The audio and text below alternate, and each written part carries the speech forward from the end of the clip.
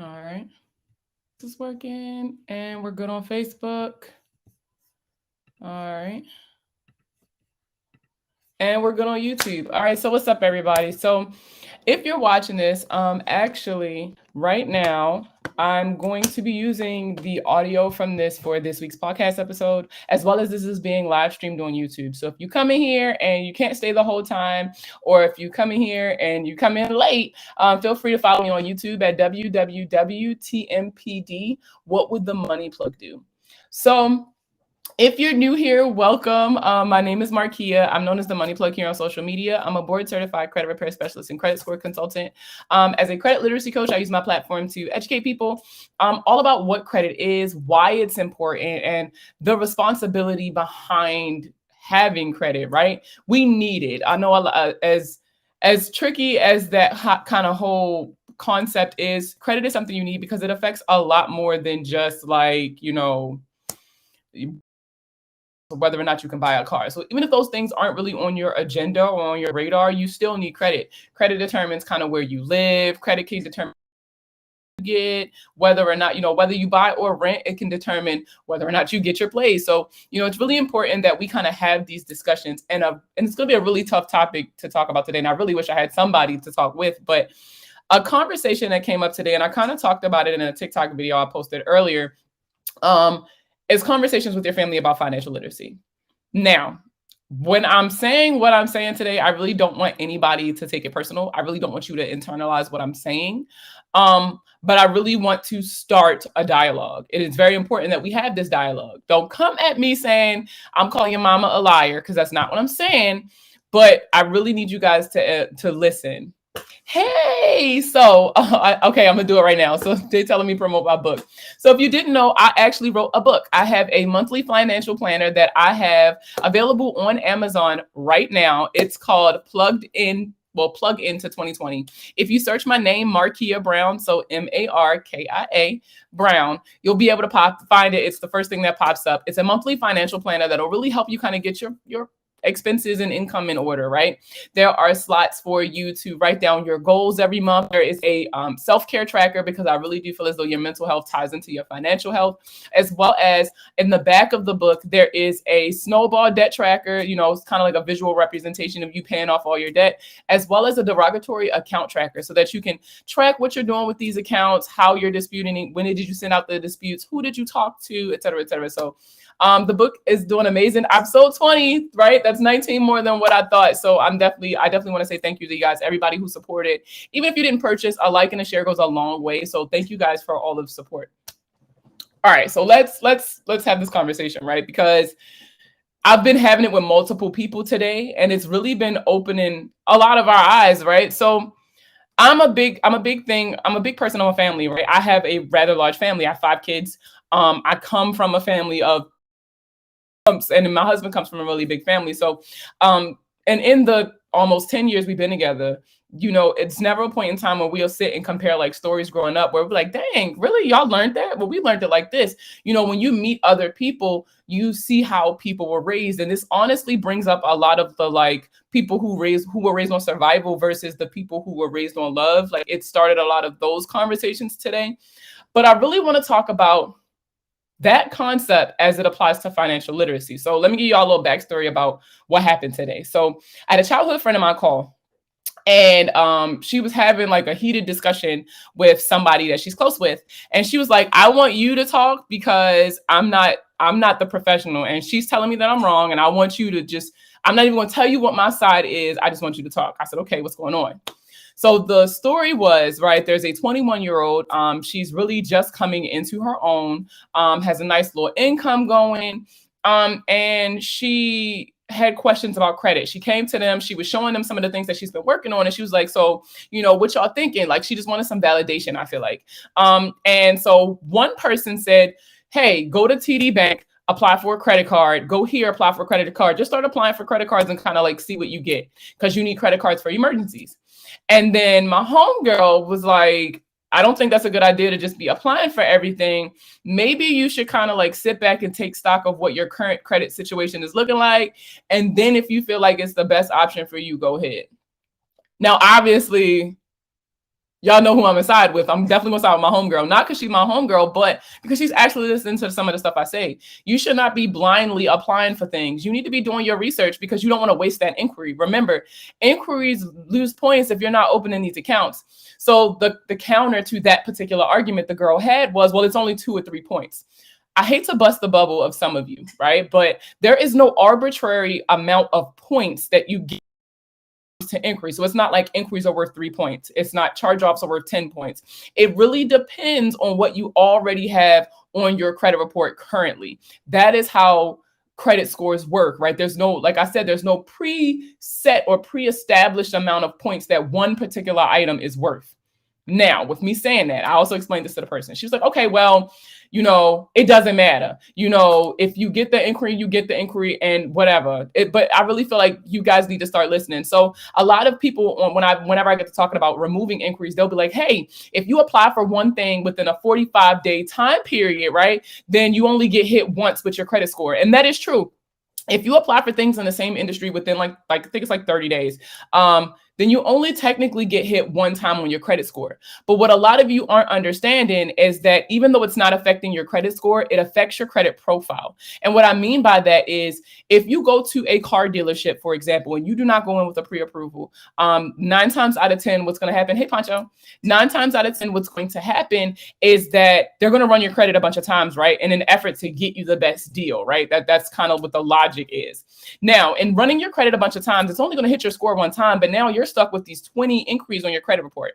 So if inquiries are 10% of your credit score overall, right? The fact that it even has a category lets you know that it's important. So even though it only hit your score one time, a lender, even if you have an 800, a lender will look at your credit report and say, this is an alarming amount of inquiries you guys ask all of these people for money. Because if you would have went in for a pre-approval, or even if you would have had better credit, you wouldn't have had to run your credit 1,000 times. That kind of sends up a red flag. It's not an automatic denial, but it definitely sends up a red flag when you have too many inquiries reporting to your credit report, no matter what your credit score is. I literally told you about the guy, and he was even on here one time when I talked about it. He has an 800 credit score and he was denied for a credit card because he opened up too many accounts in a 12-month time period. He was just applying while his score was what it was because he wanted to build his credit profile up, but he never realized that in doing that, that made him look very untrustworthy to lenders. Because why are you getting all of these accounts all of a sudden? Why do you need all of these accounts all of a sudden? So, I broke it down and I explained it to the young lady. She still didn't want to hear it. So then I was like, okay, well, let's get back to the conversation about credit cards in general. So, I broke down what credit cards I feel like work for people. So let's talk about that for a second. So if you are new to credit, right? If you're young, you really don't have that much credit. You're kind of scared, honestly, of credit, which is a common thing. So should you not shop around for different mortgages? No, that's not what I'm saying. You should definitely shop around, but know what you qualify for before you apply for it. You see what I'm saying? So it's like, know who you want to go to before you go to them. Map it out. You shouldn't be just walking into all these different buildings and filling out applications. You should have, and I always tell people 3, because at a maximum in a 12-month time period, you want 5 inquiries. So let's say, and then if you're shopping for a home, you should not be opening up any new accounts within that, especially the last 6 months, but within the last 12 months of you getting a home. So that means if you haven't applied for anything in 12 months, that means you have 5 inquiries to work with. So that gives you 5 opportunities to go around and try to find you a mortgage. You see what I'm saying? So if done properly, you can shop around.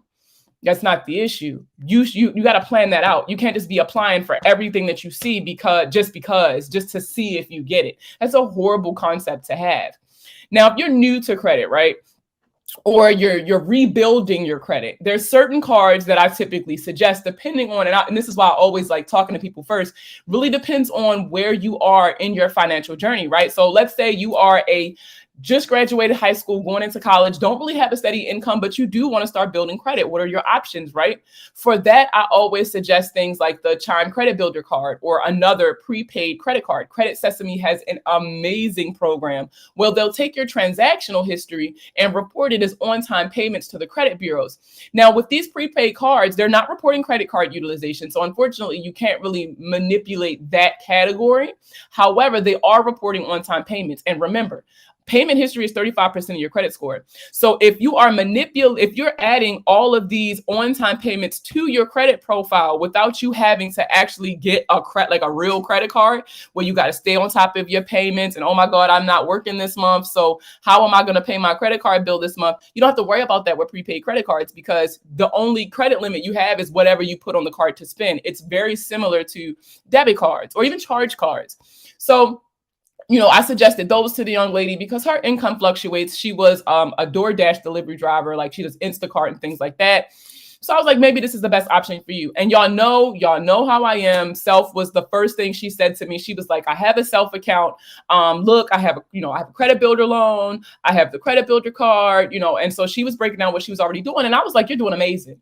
I was like, what I want to tell you, I want to tell this person is that, don't listen to them. Don't listen to this person. Don't listen to this person. Do what's best for you. Only you, at the end of the day, know what you can handle financially. But what bothered me about this conversation the most, y'all, is that, number one, I'm the professional. Out of everybody in this conversation, I am the only one who literally has the credentials to even have a say in this conversation, right? However, she was completely disregarding my expertise in this matter. I'm literally the subject matter expert in this conversation. And the friend was completely disregarding everything that I was saying because, and this was her reasoning, my mom and my grandmom and my aunt said this, this, and this. So I said, okay, well, what did they tell you? But I'm just interested at this point. So what did they tell you? She was like, they told me to just start applying for credit cards because everybody needs a credit card for emergencies. And I was like, that is not the best way to use a credit card. I was trying to be very, this ain't my friend. So I was trying to not say certain shit. So I was just like, that's not the best way to handle credit cards. And she was like, well, my mom did it. My grandma did it. Like, I'm going to call my aunt. I'm going to call my friend. And I didn't want to say it, but I kind of had to. What's their credit score? Let me ask you that. What's their median household income? You kind of see where I'm going with this. And so, I wasn't. Okay, so let me tell y'all what I said, and then y'all tell me in the comments if I was wrong. So she told me that the only reason she should even have a credit card is for emergencies. And I said, well, that's not true. And I broke down, which I'm about to do it right now. So I broke down what a credit card should be used for, right? Credit cards were not created for you to use in case of an emergency, right? They were created for you to use just like you use your debit card. That was the whole point of the perks that they offer, the cashback rewards, the double miles, the point system that they have.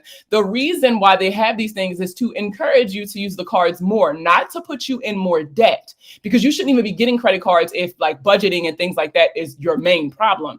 The reason why is because it gives this business more business. Does that make sense? So think about it like this. And the example I used in the video and the example I told the young lady was, if I go to the gas station, right? Because remember, I said you need to be using your credit cards more than your debit card. I say it all the time, and y'all be trying to tussle in the comments, but I said what I said. Now, if I go to the gas station, I go to 7-Eleven and I get gas, right? If I swipe my debit card, the gas is $50. I paid $50, right?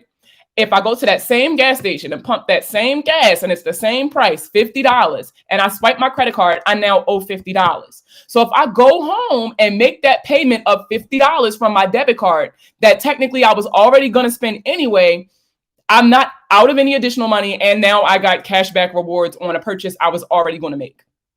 You see what I'm saying? There is no incentive for you to be using your debit card over your credit card. And I really feel like this idea of only using a credit card for emergencies is very damaging, very, very damaging. And I consider it a generational curse. But insane. And when I said that, she was very offended. She was extremely offended when I said that, because I guess she took that as me calling her mom. She even said, so my mom lying, my grandma lying. And I said, no, they're not lying. They're misinformed. And I think the hardest part about a generational curse is it causes you to confront the emotions tied to the relationship you had with the person who passed you this curse. Does that make sense? So when I told her that this is not the reason why, this is not the reason why credit cards are used. This is not how you use credit cards. She took that as my mom's a liar. You're calling my mom a liar. You're calling my grandma a liar. And, and you're a liar. You don't even know us like that. I don't care what your expertise is. You're lying, right? This is your opinion. Not that, God forbid I had actual freaking facts, but she said that I was lying. Someone said, also, there's so much fraud anyway. Why not protect your money by using a credit card instead? Exactly. There's so many protections, y'all, when it comes to these credit card companies, and they're insured too. So, I mean, there's literally no incentive for you using your debit card over your credit card. Someone else said, I've started using my credit card way more often listening to you, and my score has started to get better. And so let's break that down, right? So I said, listen, I'm going to be honest with you. So I didn't know how she was going to take it, because normally whenever I say this certain set of words, it triggers people. And I don't say it for shock value. I'm saying it because it's the truth. I told her that the concept of using a credit card as an emergency, right, as an emergency backup plan, right, that concept is only prevalent in low-income households and low-income communities. That is not something that higher income families teach their children. Why would I teach you to use money that's not yours for an emergency? Because the emergency implies that you never had that money in the first place, and you don't know when you're going to get that money. Because if you knew when you were going to get that money, then you wouldn't have made that purchase as an emergency. You would have just waited until you had it, right? Because you was about to get it back. So if you don't know exactly when you're getting this money, you don't have the money right now, and you're swiping a card with someone else's money, that's putting you behind the 8 ball. So now you're struggling for months, making at the very least minimum payments to catch up. Let me tell you something about poverty. Poverty was a socioeconomic construct designed to oppress Black people, right? It was designed to oppress Black people. I don't care what anybody say. We can tussle on this one because it's the truth and it's proven.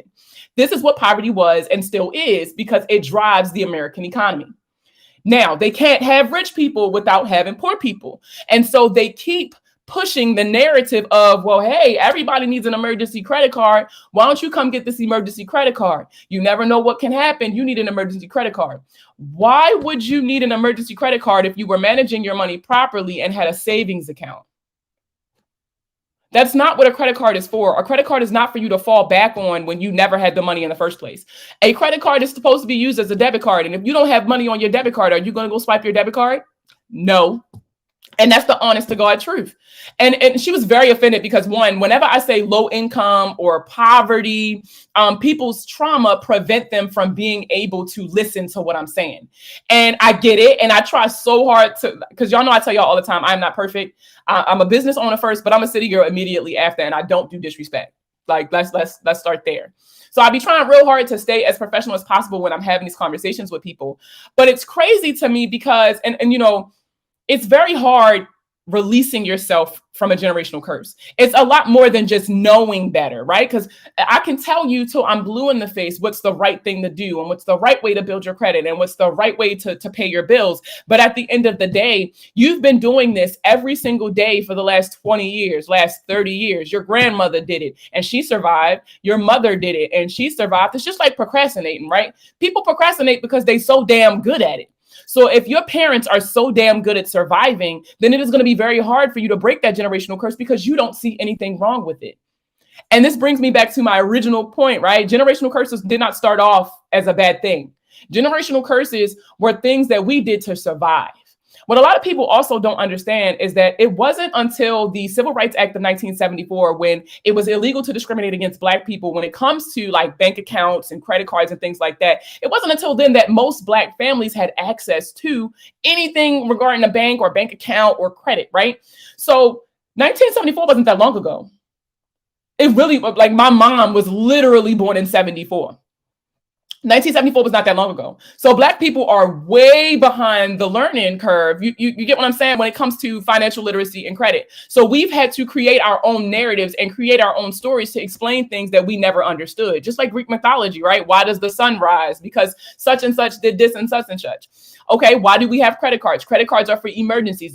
Or my favorite one that I always hear, don't get credit cards because that's not your money. And if you don't have the cash to pay for it, you don't need it.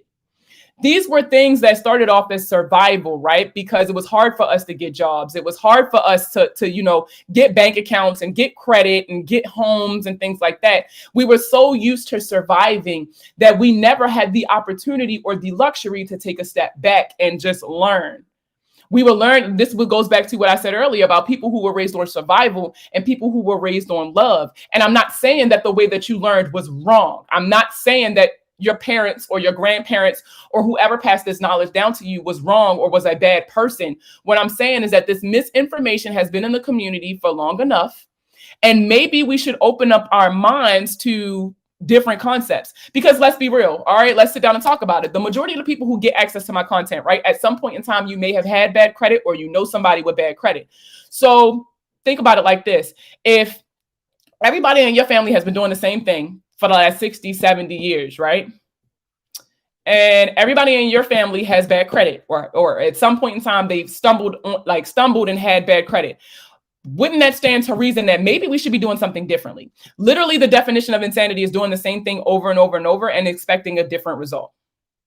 So why wouldn't you be why wouldn't you open yourself up to a new concept, a new idea? And then, of course, I was all kinds of dumb bitches and blah, blah, blah, blah, blah for that conversation. But you get where I'm going with this. Like, I hate, and I get this a lot because of the way that I teach. I strictly teach by the book.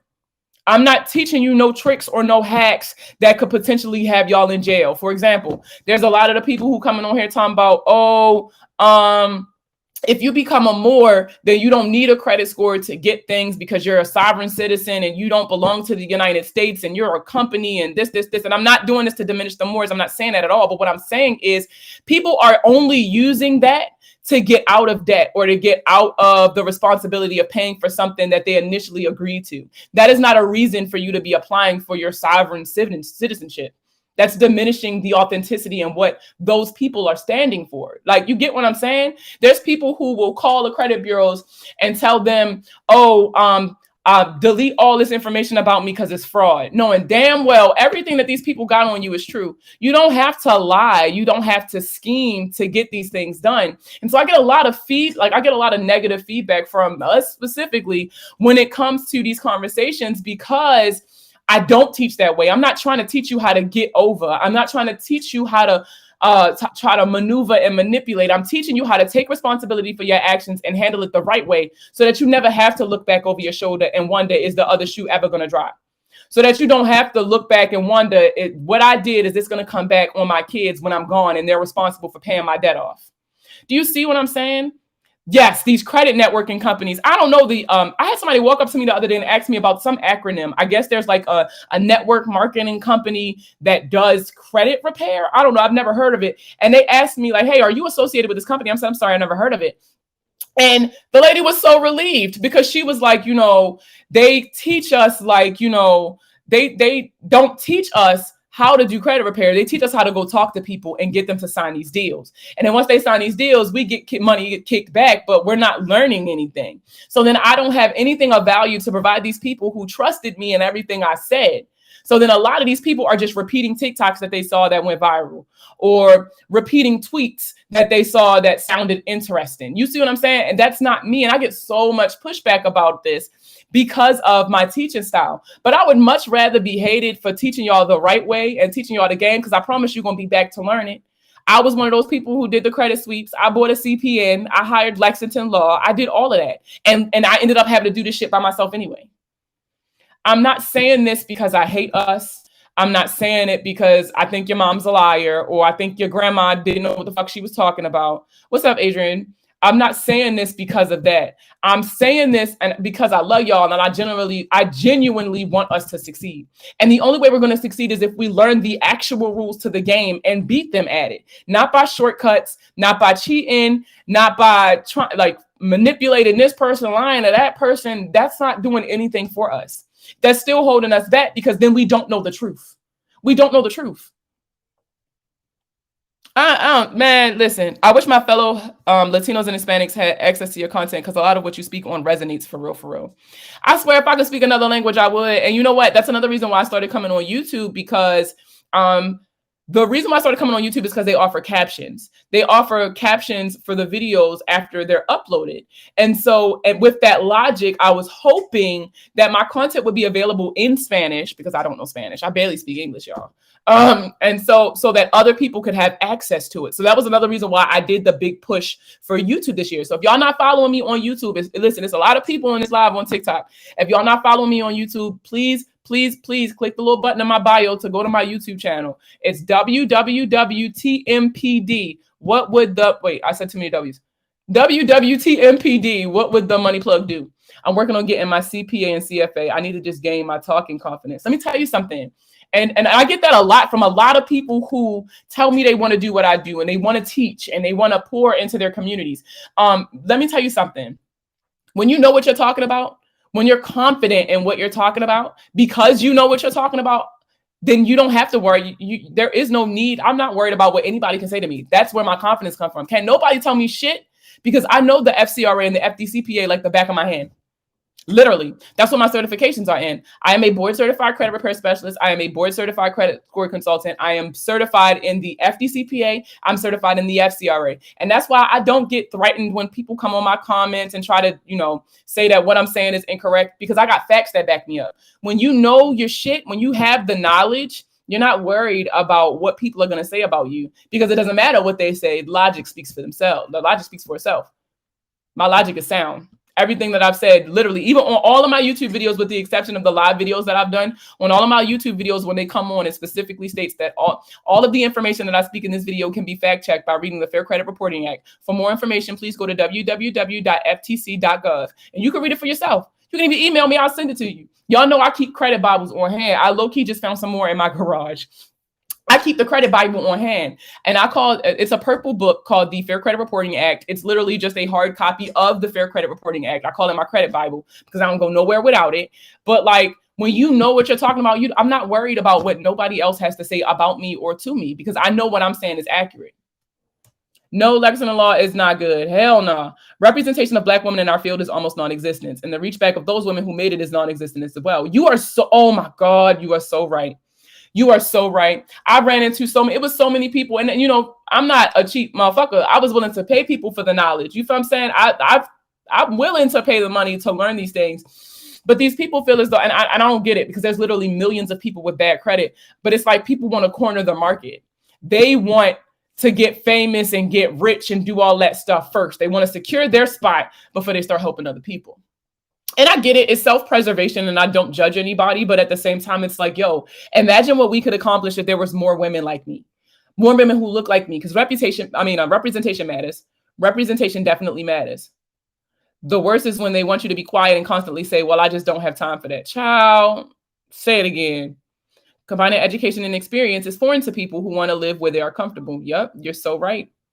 You're so right. Their trauma prevents them from recognizing any additional knowledge you may present. Oh my God, you are preaching to the freaking choir. And it's scary. It's very scary because, now we're having kids. I'm in the generation, I got 5 kids. So me and my friends are having children, and me and my friends are raising this next generation. So what curses are you unknowingly passing down to your children? Hey, BQ Boutique, this is what you do. Go to ftc.gov, and you do not have to be a credit repair company to do this. If you go to ftc.gov, they have so much information that they will mail to you for free. That's where I got my credit Bibles. When I go to pop-up shops, I don't go to get clients. I normally have a lot of literature on the tables and I answer questions. And so all of the literature that I have on the table, I want people to know that that they can trust this information. It comes straight from the government. I don't make brochures. I don't make flyers. I get this stuff from the FTC, and I provide this to people because they'll trust it coming from the people who are in charge of your damn credit score. Yes, subscribe to my YouTube, please. Why would community close on my accounts? Always paid on time, never link, and it tanked my credit score. So here's the thing that a lot of people don't understand about accounts. They think because they always on time with this one account, that this one account should never, have anything negative on it. Your credit score and your credit profile is an overall look at how well you pay debt. So for example, and a community bank is famous for this, right? So let's say you got a 725, right? Something happens, your score drops down to 650. Community Bank will see that drop in your credit score, and they will immediately either lower your credit limit, which will affect your credit card utilization. Remember, y'all, that's 30% of your credit score. Or they will flat out close your account because there has been a drastic change in your account history. That is what is causing this issue. So you need to evaluate your credit profile as a whole and your credit score. Look at the trajectory of your credit score. Has it gone down recently? Something has to happen in order for that to happen, right? Something has to happen in order for them to close your accounts. The website is www.ftc.gov. So Foxtrot Tango Charlie .Golf Oscar Victor.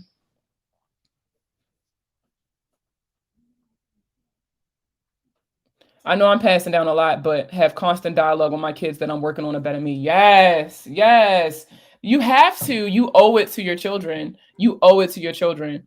Thoughts on Capital One credit cards because they did me wrong. Capital One is an amazing company to have a relationship with. They're also known as a second chance lender. So if you fuck up the first time and the account is charged off, goes to collection, whatever the case may be, Capital One is notorious for allowing you to come back. What's up, Aaron? I see you.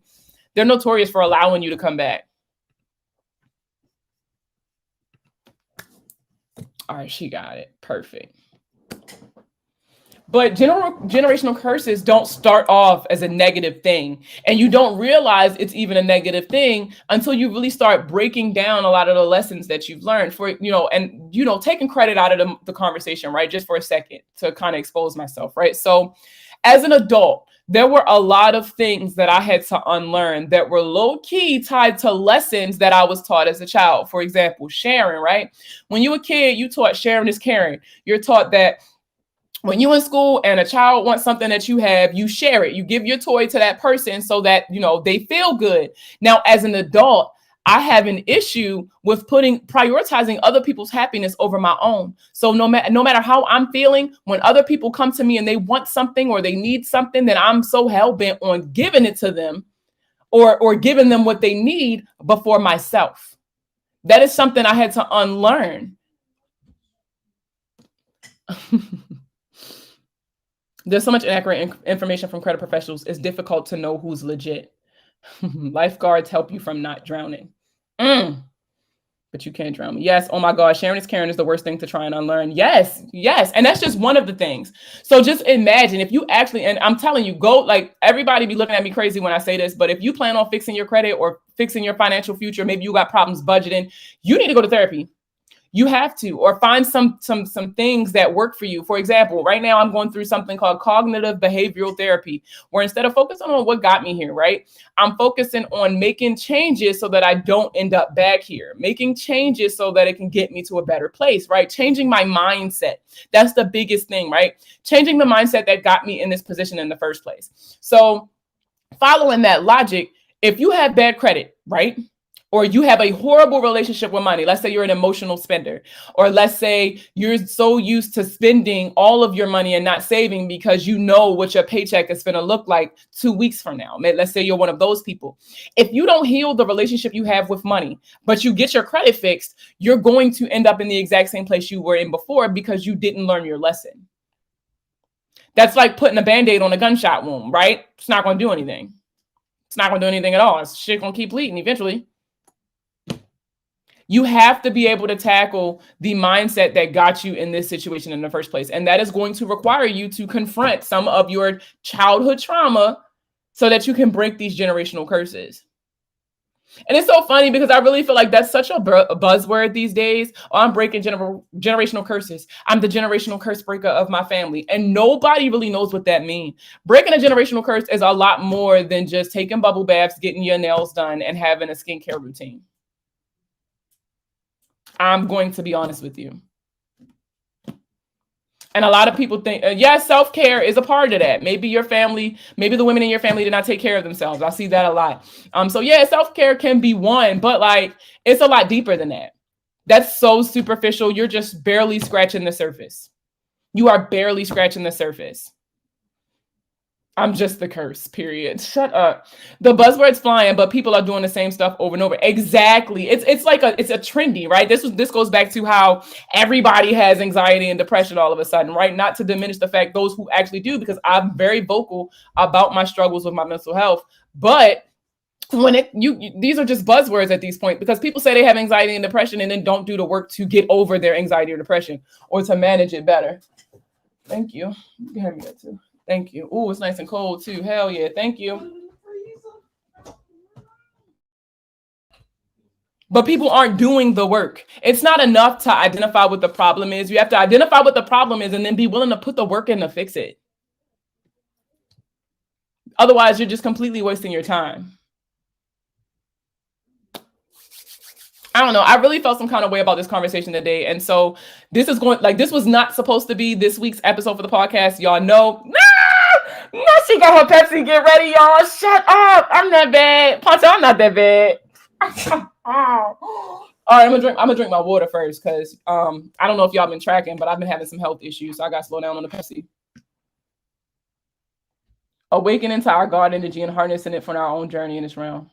My husband and I were discussing this the other day. Listen, and we have to have these discussions, and it's so, and I will say, like, it's very eye-opening because when I started having these conversations, even with my mom, she was taking it as I was saying she was a bad parent, or she was taking it as I was saying that she didn't do her best to raise me. And that's not what you're saying when you're confronting these generational curses, or telling your family about the trauma that you're overcoming to make these changes.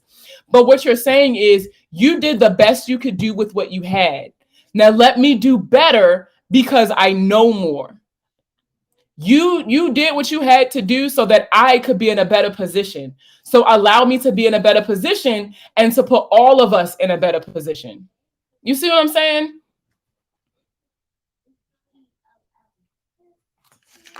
It's crazy. It's so crazy. It's crazy to me.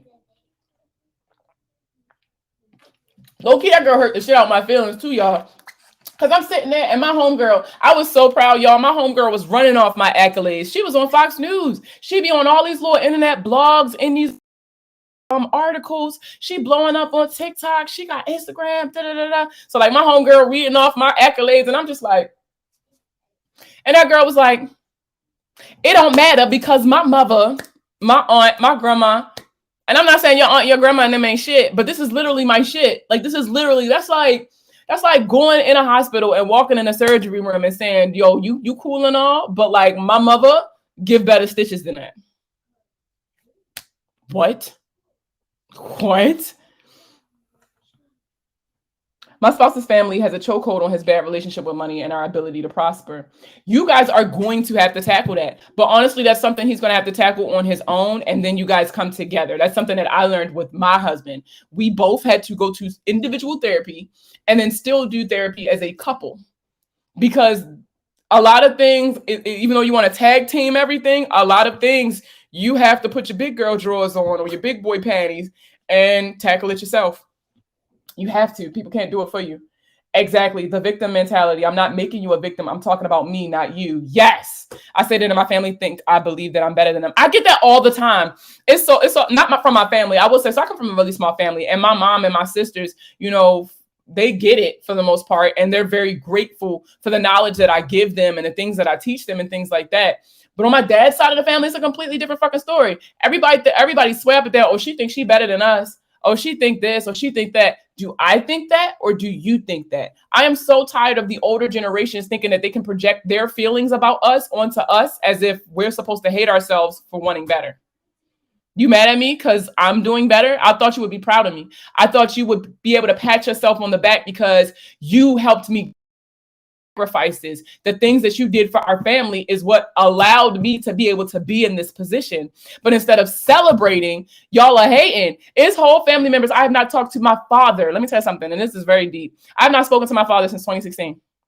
I remember the exact date. It was December. It was in December of 2016 when I buried my grandmother. I have not said one word to my dad since then because he was one of those people. My father is miserable and misery loves company, and he was very jealous and very upset that not only did I thrive without him, thanks to my amazing mom. So mommy, when you watch this, just know I shouted you out. So thanks to my amazing mother and her mother, but the fact that I was doing even better than what he could have ever imagined. You see what I'm saying? And that really hurt. It hurt him so much that he decided to his own flesh and blood. He literally would go out of his way to try to make me feel bad about decisions that I made, to try to put me down about things that I was doing. And literally because he hated how he didn't do it. He hated that he didn't have the opportunities I had, instead of identifying that if it wasn't for my parents doing what they did, being who they were, I would not be able to be who I am today.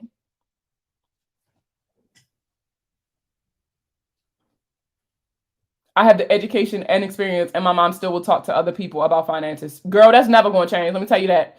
That's just like I will never move back to Detroit. It's so much more to see. Listen, I tell people all the time, I love Baltimore. I go back and I visit. I love my family. I try to pour into communities there. I do a lot of like volunteer work and stuff. But as far as moving back, y'all got it. No, they hating because they didn't do it. My mother's the last of 10 and I'm her last of 5. There's a great book called The Child Within. Hold on. Now, let me tell y'all, I love a good book. So, if y'all new here, when y'all recommend shit to me, I'm going to go try it. I'm getting on Amazon right now. You said The Child Within. I'm going to download that right now. I had to tell my mom, you do know this is my field of expertise and I'm a controller of a large firm. Exactly. Like, this is what I do for a living. Like, literally, I sit in here and talk to people all day, every day about this shit. I pay for classes. I go to workshops. I sit in law classes. I talk to consumer lawyers. Like, I do this. And you still trying to tell me I'm wrong. She was hell-bent on y'all on telling me that I was wrong and her only reasoning for me being wrong was because her mom and her grandmom, they have credit cards that they use for emergencies and they're doing perfectly fine. Are they really though? Are they really? Let's see, The Child Within. I see Healing the Child Within. Is that it? Caring for the Child Within. Tell me which one I should get. Tell me which one I should get. I only see those two coming up. This one got a black lady on it, so I'm kind of more leaning towards getting this book.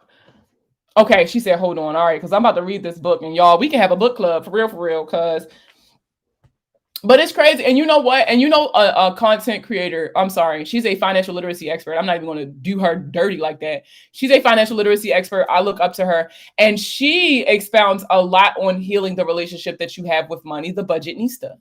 I love her content. Don't get me wrong. I kind of cherry pick some of the shit because sometimes I can't relate. But she gives a very good perspective on healing your relationship with money so that you can even have the freedom to do all these amazingly wonderful things that you want to accomplish. But until you heal your relationship with money, you're going to be held back every single time. Every single time.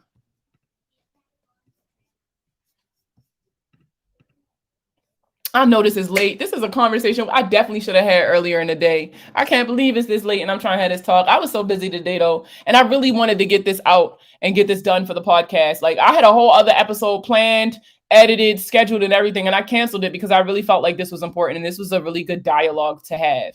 I wanted to know, y'all know me and I asked y'all to hold me accountable. I wanted to know, was I tripping? Was I tripping? I wasn't tripping. What did he say? Was I the bad guy? I'm not the bad guy. Am I the villain? No. Nah. I want better for us. I want better for Black people. My mission, first and foremost, will always be to serve the Black community and to provide the resources and the knowledge needed to lift us up out of poverty, right? That is always my goal. Now, if you white and you get something out of this conversation, thank you for being here. But my primary responsibility is to pour into the communities that I am a part of. And I'm a Black woman first. That's just it. And so it really breaks my heart when I'm pouring everything I have into this, y'all. I'm pouring everything that I have into being this content creator for y'all. Because all this information I be giving y'all and shit, I could charge you for it. I could be like $1,000, $2,000, $3,500. But I do everything that I can to put that content everywhere you are. I'm on TikTok. I'm on Instagram. I'm on Facebook. I have a podcast. I'm working on the blog. I Twitch. I'm literally streaming video games and teaching high school kids on Fortnite about credit. I'm everywhere you are, everywhere your children are, because they always used to say, if you want to hide something from a Black person, put it in a book. I read the book so y'all wouldn't have to. I read the book and now I'm going to be everywhere you are, putting that information out there, making it easier for you to understand, taking the big words and all that fluffy shit out so that you don't have to try to dig through or unpack that. I'm doing this for y'all. And so for that young lady to really sit there and shit on all of my accomplishments because of something her mama told her or something her grandmama told her, that was so triggering for me, yo. It was so triggering for me. The young lady, let me be clear. I'm not upset with the young lady because healing the child within, I don't see it. I'm not upset with the young lady. I'm not. Because she doesn't know any better, right? We can't be upset with people for their ignorance, right? But I'm so sad. I'm so sad that she could not see it, right? No matter what I said to her, no matter how I tried to reason with her, she wasn't willing to see it.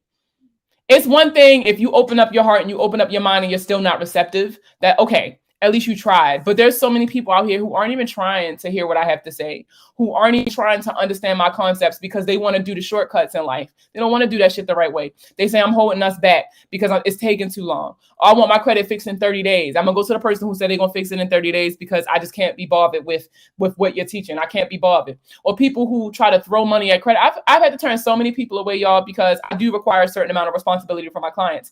And so when I outline their responsibilities, they're like, you can't do that?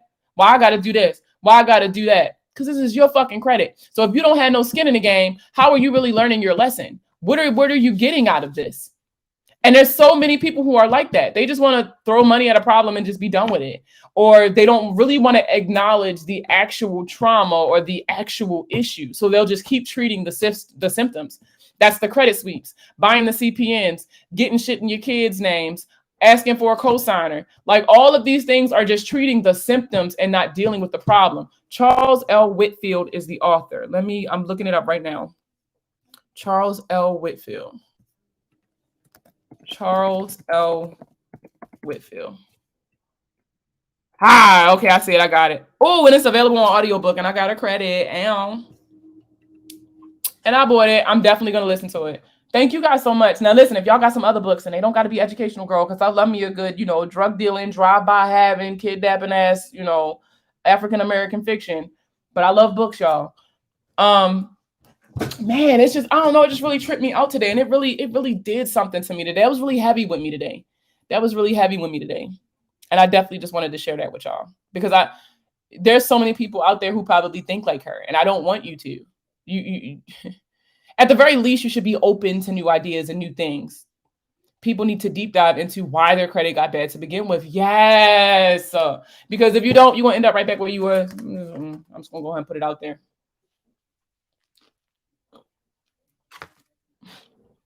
You would ask me that as I'm eating. Yeah, I love this mic. So y'all can't hear me through this mic. I actually have the Beat Wireless Pros or whatever they're called. That's what y'all listening to me out of. But when I'm recording, so I know y'all keep seeing me look to the side. I have two cameras up today. I have my Sony ZV-1, which is a vlogging camera. That's connected. I use Riverside.fm to record for my podcast. And then I use this camera to capture the audio. And I love it. My ZV-1 records in 4K. Riverside FM saves in 4K, so that's perfect. And then my microphone audio is always crisp. Y'all probably can hear the damn water in my mouth on this fucking microphone. Bread too heavy a yoke? Nope. Getting it right now. Breaking my heart, baby. That's stuck in my head. It popped right the hell up.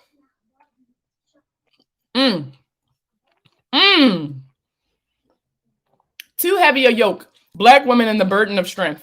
I'm going to get this. And y'all know who I want y'all to follow? His name is Ernest Krim III. His name on TikTok is Mr. Krim, CRIM3. And he breaks down a lot of these concepts between, about Black people. He's an educator. He's a Black teacher. So first of all, go support just because he's a Black teacher. But he's also a content creator who talks a lot about the history of Black people and why we do the things we do now and the roots in history that this all have. He has an amazing content, y'all. And he really helps me break down a lot of these conversations. When I'm watching his videos and I'm reading his comments, I get, when he's live, I'll get on. He even has a class that he does that you can sign up for. So I definitely suggest y'all suggesting these really good books. That sounds like something you're interested in. So I definitely suggest y'all go follow him. They are destined to repeat the same mistake and look at you with a side eye. Yeah, okay. I'm definitely getting this shit. I don't care that I got paid for it. $10 ain't nothing. Here we go. I just bought it, so I'm going to read that. Not credit, ASMR. Oh, what's up, Jared Sextophonic? Listen, you know what? That'd be so cool. So something, y'all know I'm from Baltimore, so I love crabs. So that's probably be something I do back during, the height of the season. I'll do a credit ASMR. Man, but hey, we missed you. Where'd you go? Why you leave? Man, but I don't know. This conversation really sat with me today. And I really wanted to have it in a public space. At first, I was going to record without being live. I do prefer to record that way because it keeps me on track, because y'all know I got ADHD. My ass be like, ooh, a squirrel. But I also felt like I needed to hear other people's opinions. I needed people with a difference of opinion to talk to me so that I could get a better understanding. Because how do I reach those people? I've been, millions of people have watched my video by this point. I literally have 5.5 million likes, right? Millions of people have seen my shit. But what can I do, or how can I reach these people who just refuse to open up their minds? Like, what can I do to kind of bridge that gap? They want the luxury and the growth and no work. Just purchased the first luxury vehicle after 7 years of discipline, and they asking monthly payment. That's just like, y'all remember, I don't, a lot of y'all weren't following me back then, but Poncho was, when I got my TikTok taken down because I told Black people stop listening to Dave Ramsey. It's a fear, Poncho. I wholeheartedly believe that it's a fear. People fear what they don't know. That's why they're so comfortable doing the same thing over and over and over, because it's normal to them. It's their normal. They would much rather suffer and know what the suffering is like than to try something new that might get them in a better place, but it also might fail. That's what it is. It's a fear. It's definitely a fear.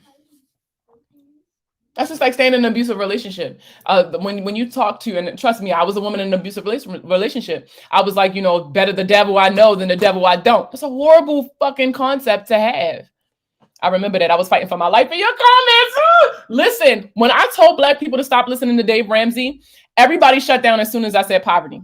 Everybody shut down as soon as they heard the P word. Whenever Black people hear poverty or low income or urban, they get mad. They don't even want to hear nothing else you had to say. Nobody cared that I told them they need to stop listening to Dave Ramsey because his content was not created for Black people.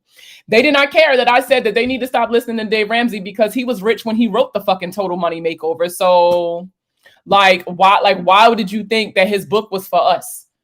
His book was for people who made an exorbitant amount of money and was just wasting it. That's not the issue of the majority of Black people. The majority, let me tell you something, and this is the same statistic that I use in this video, and they fucking dragged. What I said in the video was, the majority of those at or below the poverty line are Black. That is not me saying that all Black people are poor, right? Dave Ramsey did not make content for those people, because our issue is not that, you know, we're wasting our money or we're mismanaging our money. Our issue is that we barely make enough money to survive. And then they tell us because we poor, we don't deserve luxury items, or we can't treat ourselves to things like name brand stuff, or, you know, nice cars or TVs and things like that. Because that's the first excuse that pops up in the comments. But Black people always buying luxury items. Why are you buying luxury items if you live in paycheck to paycheck? So I don't deserve nice things because I'm poor? Because girl, fuck you. Because let me tell you something. I'm technically, me and my husband we still are a low income, which is crazy, right? Let me tell you something. If you would be surprised at what is considered a low income household in America. I'm considered a low income household, but you open up my motherfucking closet, girl, it's a couple little Michael Kors bags in there. I'm not a big purse girl, but it's a couple Michael Kors bags in there. I got a PS5. I have a 55-inch. You feel what I'm saying? I deserve this shit. I worked my ass off to get these things. Just because I don't make as much money as somebody else does not mean that I am not entitled to buy the things that bring me joy. But they gonna trick you into saying that, or Dave Ramsey shaming people for going to fucking Starbucks, spending a couple dollars at Starbucks. And I did support small businesses, because you know, I'm not driving no fucking hoopty. Let me tell you something. I drive a 2021 Honda Odyssey. And do you know why? It's because I have very small children. And the Honda Odyssey was rated very high on the National Highway Institute fucking rating thing. I'm not driving no fucking broke down ass cash car where the airbags might not pop out, because my children deserve better than that. My children deserve to be safe when we riding around and getting it, right? When we rolling through the streets, right? My kids deserve to be safe. So you got damn right I'm going to go into debt and get that Honda Odyssey that had the high safety rating, because my children deserve it. You got nothing now. Oh, I ain't going to hold you. I don't buy my kids no name brand shoes. Let me tell you something. I got 5 kids. You know how expensive it is to put 5 Black kids in Jordans? I will Skechers and Twinkle Toes and Crocs that shit out. I'm telling you. But if my children were to come to me and say, Mommy, I want this. Mommy, I want that. I'm going to go get it. I don't give a goddamn. I'm going to go get it because my children deserve it. When my husband come to me and be like, yo, this game about to come out, I'm going to go buy it. I'm going to go buy it. I don't care. I deserve to live the life that I want, regardless of what is considered the median income for a household in America. I'm still a person. I still deserve happiness. I still deserve to live comfortably.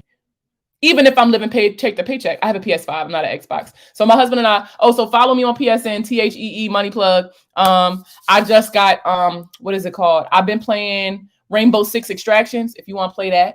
I have a Switch OLED. I have a MacBook. Oh girl, I'm an Apple girl. Okay, I'm an Apple whore. Do you hear me? Apple whore. I got stock in Apple. I love them so much because this is what makes me happy.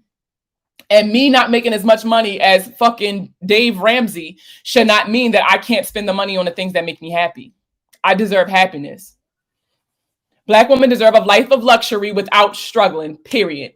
But y'all know how Dave Ramsey made all his money? Y'all know why black people listen to him so much? And this was another thing that kind of sent the girls in a tizzy, right? The reason why Dave Ramsey is so heavy in the black community is because Dave was smart. Dave was a millionaire. He was a millionaire. He used to politic with bankers and investors and, you know, not somebody just get her off Animal Crossing, please. Oh, you gonna be mad because I accidentally restarted my island and I gotta start over.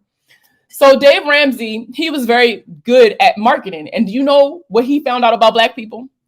He found out that if black people don't listen to nobody else, they listen to pastor. And so what did he do? He did a church tour. He went to the churches and was like, listen, your parishioners, are they paying you tithes? You want more tithes, right? Well, if they manage their money better, they'll be able to give more money to the church. And if they give more money to the church, that's more money in your pocket. No, don't listen, especially the older generation. If they don't listen to nobody, oh, pastor said this, pastor said that last week. Black people will give they fucking last just because pastor says so. And so Dave Ramsey sold his total money makeover system to churches worldwide or donated it in some cases, which is a tax write-off, right? He donated it to a bunch of black communities and black churches. That's how Dave Ramsey stayed rich, because he did it the right way. If you want to control black people, go to the church. I don't know what it is about white Jesus, but he be having these motherfuckers in a chokehold. And that's just that on that. And I stand on everything that I said. And it's literally proven. But people are afraid to speak against Dave Ramsey because he has such a huge following. A very cult-like following because it's churchy. Y'all know how church people get when you start talking about their anointed. You can't talk bad about pastor. Look at the Catholics and how hard they go for them people, that's the men that's touching on them little boys. When it comes to a church, they don't play about the people who they consider anointed. And so that is why you can't go up against Dave Ramsey and win. That is why he's still heavy in the black community. That's why on my videos, even though I try to highlight black financial literacy content creators and specialists and experts and things like that, they'd be like, well, Dave Ramsey worked for me. Oh, you want a fucking cookie?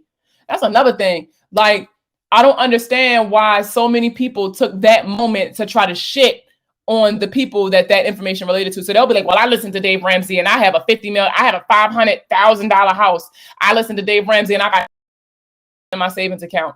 I listened to Dave Ramsey and I got this and this and this. Then this fucking video is not for you. This video was not for you. I hate when I do these videos and people be like, well, I got an 850 and I never had to do that.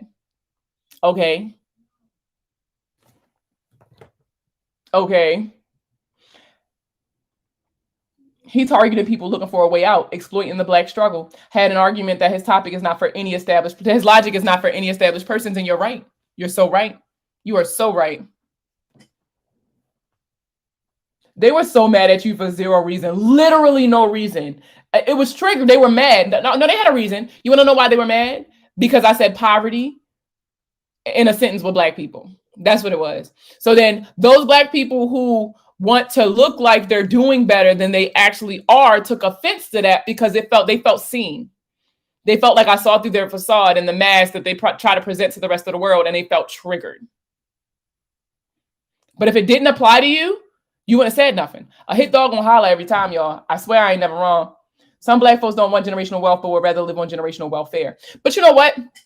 A lot of people don't even understand what generational wealth is. That's the issue. They think starting these little online boutiques and making $100,000 your first year is creating generational wealth. That money that you made don't mean shit if it's not consecutive years, right? You know, the average small business, like it's like 50% of small businesses close in the first year, another 25 the second year. It's not about how much money you made this year. It's how much of a solid foundation do you have to consistently make money for the years to come. Is your money making you money? That's another thing. Like all of these things tie into generational wealth. It's a lot more than just buying my children a vending machine and then posting it on Facebook or posting it on Twitter for likes. It's a lot more than that. Is the vending machine something my children even interested in? Is this something that they really see themselves doing? Because a lot of us be forcing entrepreneurship on people who that's not their calling. That's another thing. Everybody don't have to have a business. Most, when businesses start scaling, they need employees. And some people are just meant to be employees. That doesn't make you less of a person. That's just your calling. Your calling is different than my calling. I'm not going to shit on you because that's your calling. You get what I'm saying? People treat black people like shit, even though they're the same. Why shit? I hate when why do I know what post you're talking about? You know exactly what the hell I'm talking about. Why are paying off $100K in debt with nothing left in the bank? Driving tools, facts, past your lifetime. Some people think generational wealth is judging, getting a good job. Literally that. Hey, I'm just jumping on to say hi. Hey, girl. I'm echoing. I meant black people talking shit about black people, not you. Period. No sense. Okay. Don't make no sense. Your kids don't want no stock chips. Okay. They don't. They do not. They do fucking not. My kids want Robux and V-Bucks. That's what the fuck my kids want. I don't give a fuck about no generational wealth, y'all. I ain't gonna hold you. I'm not gonna hold you. But it's funny because if you ask a child what they want to be when they grow up, they'll tell you. They'll tell you. But we get so caught up in what we want our children to be, or what society wants our children to be, or what society dictates is a good job, what society deems is a way to make money, a way to take care of your family, that we don't allow children to be children. We don't allow them to grow into their purpose. We're forcing what we believe their purpose is on them. Yes, but we really do not understand our own power and money. At what point are we going to get out of our own way? At what point? It's so frustrating because I just want to make people like, listen to me. Listen. You better get them the $80 butt card. Girl, don't you? Let me say something. Let me tell you something. I'm not paying for them fucking Robux. I'm not. My kids my older kids, they do chores around the house and I'll give them money on the Apple Pay thing. And then they exchange their money for Robux. So they give me $5 to buy them $5 in Robux. That's the system in my house. I'm not paying for that shit. You can earn it. I'm not giving it to you. I'm not giving it to you. Can't believe they spend money on that shit. My son, listen, me and my kids, Among Us had my whole household in the chokehold, y'all. I was playing on my Switch, let me tell you something about me and my kid, my family. My family's the ultimate consumer. So when Animal Crossing first came out, and it's so funny because I know Pancho won't talk about me. When Animal Crossing first came out, my best friend convinced me to get it because I had a Switch at the time. And so I was in Germany and I was all the way over there by myself, and all my friends had regular jobs. I was retired, so I was in the house all the time. I homeschool my kids, and it was the height of COVID, so we couldn't, go nowhere. I went and bought all my kids Switch Lights, and I bought all my kids Animal Crossing so that I could play with them. Just because, shit, they're not bad kids. They deserve it, and I deserve to have somebody play with. If my daughter asks for one more time for mine coins, I'm flipping out. Yeah, I'll own my house and my mom's house eventually. I love that. Listen, you better get her them mine coins.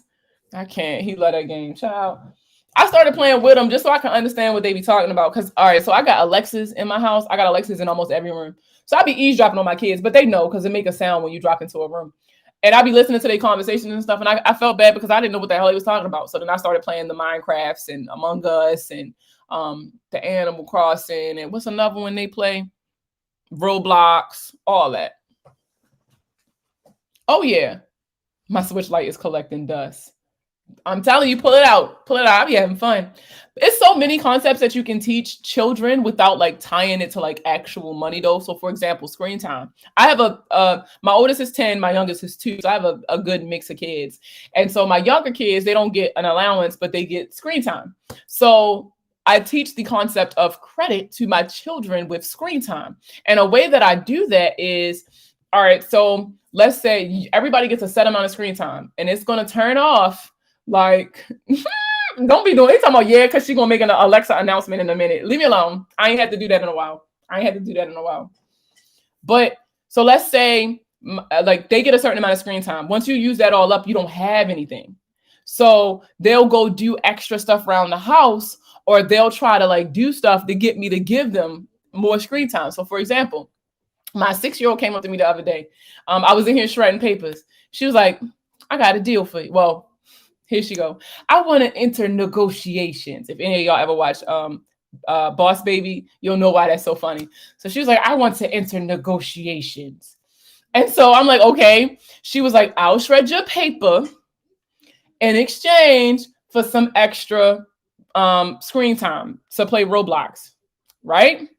So I'm like, interesting. So I'm like, so how much time you want? She was like, if you give me an extra hour of Roblox, I'll give you 2 hours of me shredding paper. First of all, I don't even think she really understand the concept of time, because she was really in here hating life, shredding them fucking papers. But she was like, I'll shred paper for 2 hours, meaning she gets the fact that she has to make this a mutually beneficial relationship. It's not a 1-for-1. For 1 hour, for 1 hour of Roblox, she has to pay me for 2 hours. That's interest. See, she's understanding interest and how it works for the creditor. And we don't even talk about money. So if you can teach your children this at a young age, that's me breaking a generational curse, because I didn't understand shit about credit until I was older and fucked it up. So she gets the concept behind credit and behind like things like credit cards, so that when she's old enough to actually have access to these things, because she understands the concept, she won't have no issues with them. You get what I'm saying? Because I want better for my kids, like my mother wanted better for me. Yes, 100% interest. I had a lot of papers that day. I ain't gonna hold you. I was so happy when she came in. I wanted to cry looking at that big old stack of papers, because I only shred papers like once every 2 weeks.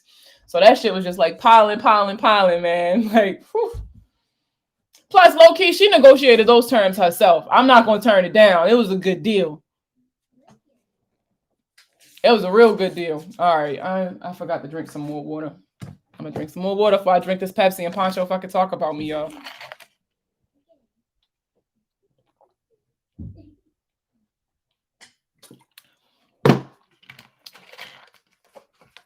I'm just saying, I don't know. This was a very good conversation. I'm a lot calmer now because I feel like y'all have helped me talk through this. Where you get that Pepsi from? Sam's Club. I got it from Sam's Club. My brother-in-law brought it up here for me. My brother-in-law, if y'all be seeing him sometimes when I go live, he brought me dinner. For y'all can see it too.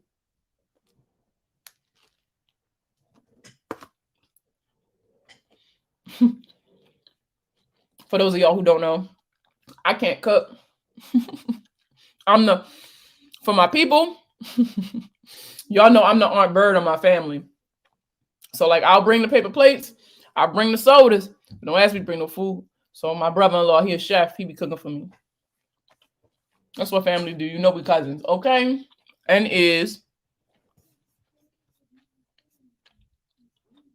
oh, thank you for always blessing us with all your knowledge. You're so welcome. I literally love what I do.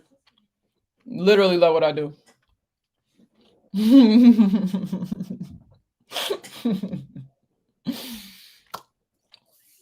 I'm so serious, y'all. I can't cook. I can't.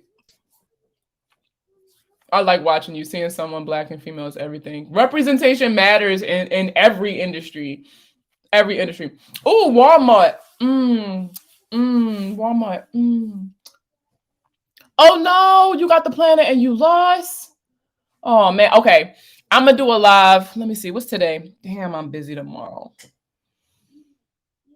Thursday.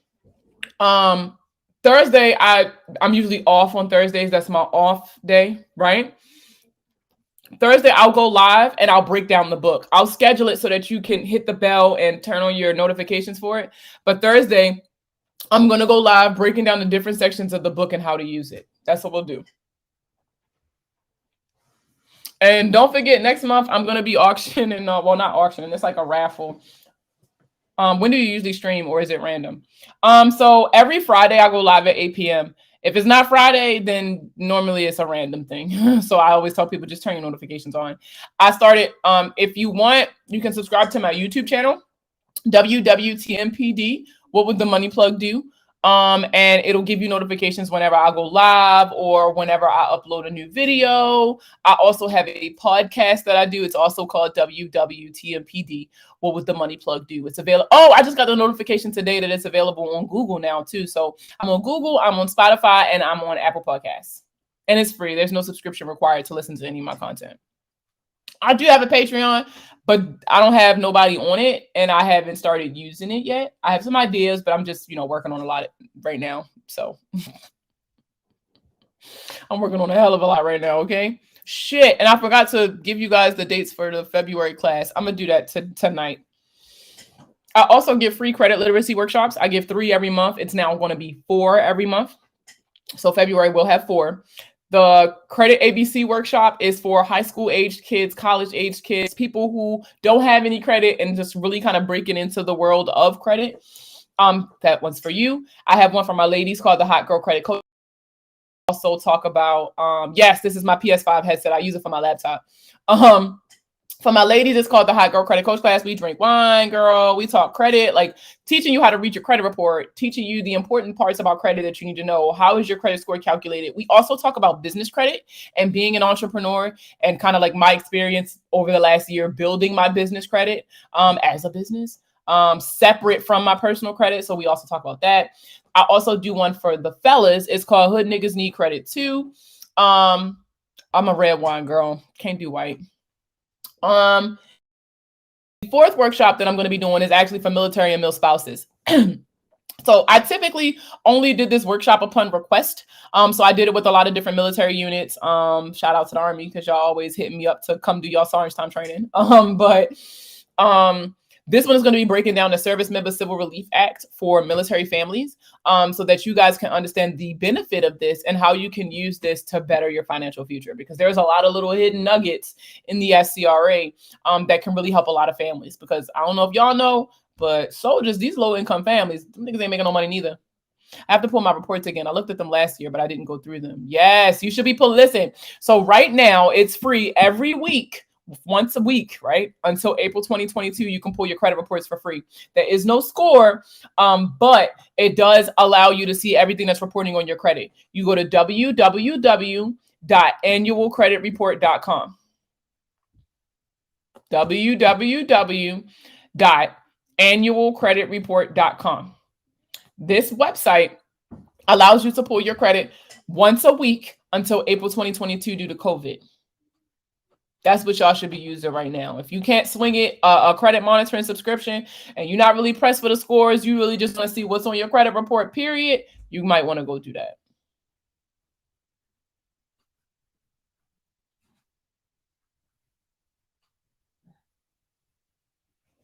Go there and look it up.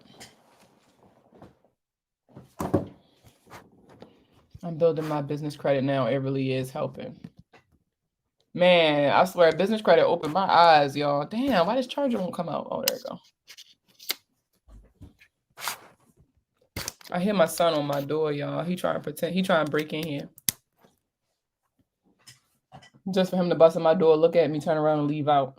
Don't have no kids, y'all. I was live the other day doing yoga because I told everybody I was going to start taking a lot better care of my health. So I do yoga like twice a week. And he was in there climbing on me. I was like, yo, don't have no kids. Yeah, I stream on Twitch. So my Twitch name is Heeeeey Money Plug.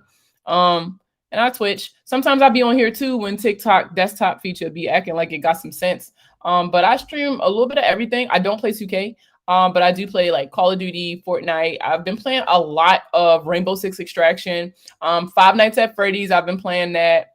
And then I stream on my Switch games. So Animal Crossing, Mario Kart, Civilization, The Witcher 3, Diablo 2, a bunch of stuff. Use other people's money to fund your business is great. Yep. Broke right now. Let me tell you something. I be pinching pennies, bro, because you know the new Pokemon game comes out this week, and so I never order disc games. I usually always buy my games. I literally went on Amazon and pre-ordered it there because it was $5 cheaper to get the cartridge. Because then you know I gotta buy two of everything because I game and then my husband game. Yeah, Arceus. It was $5 cheaper on Amazon if you pre-ordered it, the cartridge, instead of just doing it digital.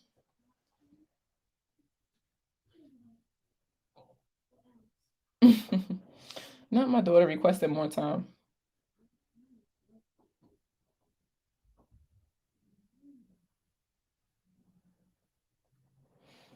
It's so cute because my kids got Gmail, so they be sending me emails. Got to save that money, girl. Period. Okay. I want to thank you for the Cavis convo the other day. I'm buying a house and my lender hit me. Ooh, you're so welcome. And so for those of you who missed the home buying live that I did, that is also available on the podcast. My lender hit me the next day with that. The home buying episode is available on the podcast right now. The episode dropped last week. And then this Sunday coming, it's going to drop on YouTube. It's already scheduled, edited, all that stuff. Hey, Black TikTok family. Y'all make sure y'all go follow them. Oh, thank you for the presents. Thank you. I saw my TikTok family be coming in strong. OMG, thank you. It's 10:50 right now and I don't want to leave. Listen, I'm about to get off of here because I'm about to get on my game. That's how I end my days. That's not so. My ritual for whenever I'm working, y'all, is after I'm done working for the day, I like to decompress. So me and my husband sit here and we play video games. And then once we're done, we go watch The Office till it's time for bed. So it is time for me to literally my bed just sent me a text message telling me to go to bed. So it's time for me to go to bed.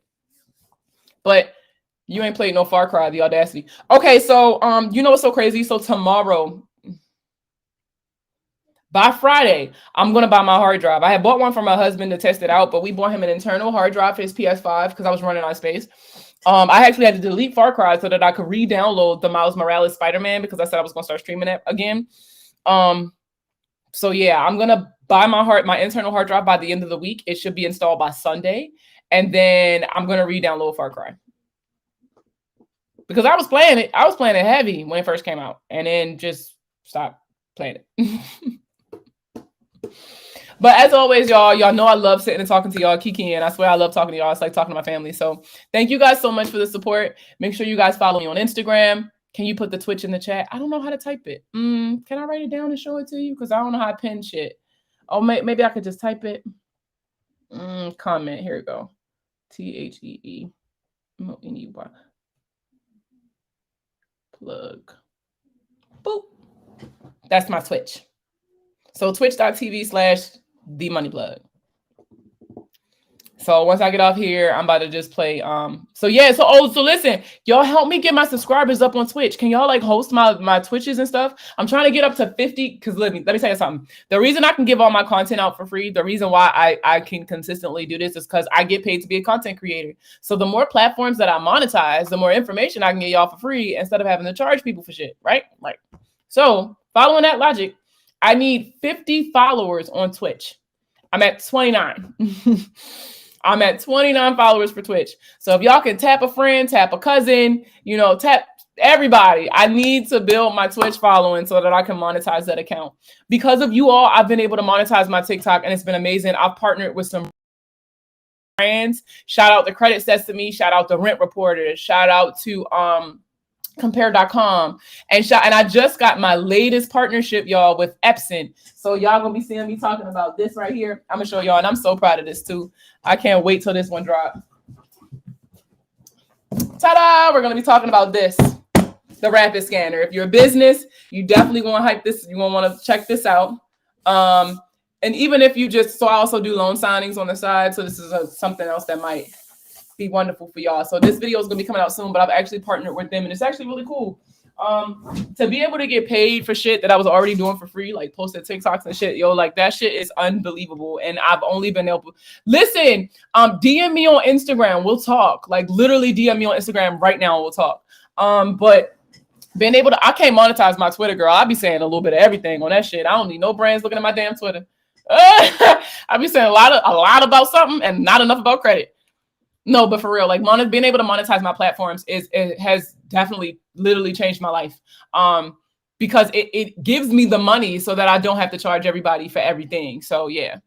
But thank you guys so much for the support. Again, I'm going to be using this audio for the podcast. So once it's chopped and screwed and everything, it'll be up by Friday. And the YouTube video has been going live this entire time. So as soon as I log off, it's going to be available for playback if you guys came late, or if you just wasn't able to stay the whole time.